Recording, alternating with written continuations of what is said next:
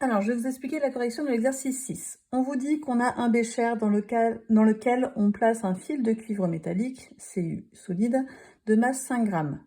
On met ce fil de cuivre en présence de 100 ml d'une solution de nitrate d'argent, donc c'est des ions Ag+, avec des ions nitrate NO3-, de concentration massique égale à 32,4 grammes par litre.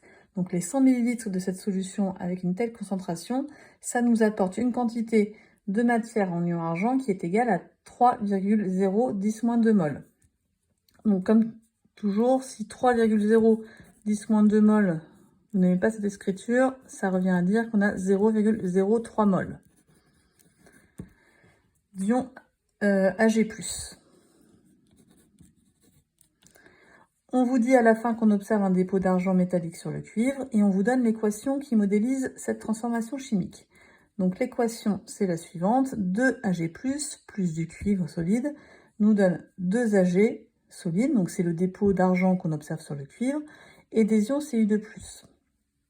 On vous donne aussi la masse molaire du cuivre, c'est-à-dire la masse d'une mole de cuivre. Une mole de cuivre, on vous dit qu'elle pèse 63,5 grammes. Donc la première question qu'on vous pose, c'est de calculer la quantité de matière qu'on a en cuivre au début de la réaction. Donc on vous dit qu'on a une masse de cuivre de 5 grammes. Et on vous dit aussi que la masse molaire du cuivre, c'est 63,5 grammes par mol. C'est-à-dire qu'une mole de cuivre pèse 63,5 grammes. Donc sachant cela, vous savez qu'une mole, ça revient à 63,5 grammes de cuivre. Donc nous, on a 5 grammes. Il faut savoir à combien de moles cela correspond. Donc notre point d'interrogation, il va être égal à 1 fois 5 divisé par 63,5. Faites le produit en croix. Donc 1 fois 5 divisé par 63,5. Et vous trouvez 0,079 mol. Donc ça, c'est la quantité de cuivre qu'on a au départ. Ensuite, on nous demande d'identifier, dans la question 2, d'identifier le réactif limitant. Donc je vais réécrire la réaction. Donc on a 2Ag+,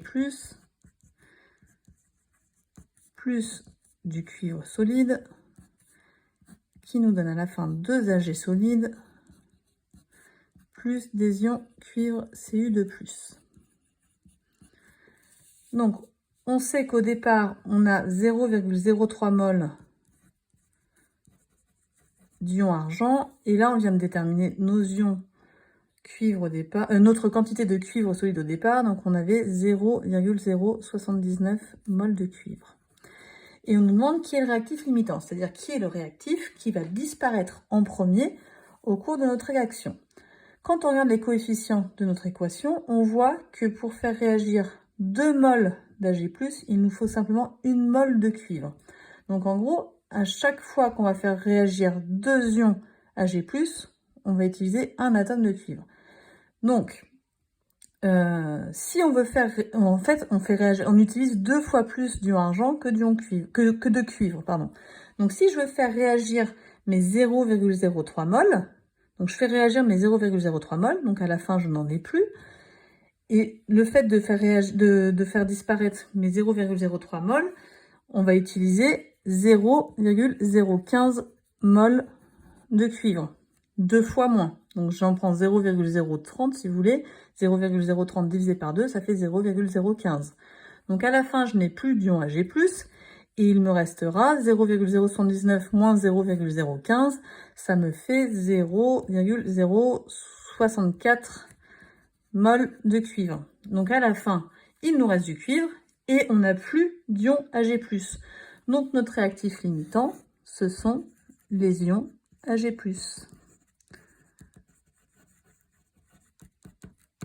Voilà pour l'exercice 6.